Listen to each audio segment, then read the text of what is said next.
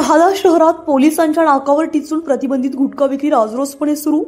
राज्यामध्ये गुटखा साठवणूक आणि विक्री करण्यास बंदी असतानाही शहादा शहर त्यास अपवाद ठरलंय। शहाद्यामध्ये गुटखा बंदीचा फज्जा उडाला असून पोलिसांच्या नाकावर टिचून राजरोसपणे तंबाखू मिश्रित गुटखा विक्री होते। गुटखा विक्रीच्या गोरखधंद्यातून बक्कळ पैसा मिळत असल्यानं गुटखा विक्री तस्करांनी मोठ्या प्रमाणात गुटखा विक्री करत असल्याचं दिसून येत आहे। शहादा पोलिसांनी गत आठवड्यात प्रकाशा गावानजीक परराज्यातून अवैधरित्या येणारा 15 लाखांचा गुटखा पकडला होता। पोलिसांना परराज्यातून येणारा लाखो रुपये किमतीचा प्रतिबंधित गुटख्याची गुप्त माहिती मिळते। मात्र त्यांच्या नाकावर टिचूनच शहादा शहरामध्ये काही विमल तस्करांकडून राजरोसपणे गुटखा विक्री केली जात असताना याची माहिती का मिळत नाही याबाबत पोलिसांच्या कार्यप्रणाली शहादा पोलिसातीलच काही जणांना हाताशी धरून या गुटखा तस्करांनी शहरात प्रतिबंधित गुटखा विक्रीचं मोठं जाळं विणल्याची शक्यता उपस्थित केली जाते। पोलीस प्रशासनाकडून अशा गुटखा साठा विक्री करणाऱ्या तस्करांच्या मुसक्या आवळतील का याकडे शहरवासियांचं लक्ष लागलंय।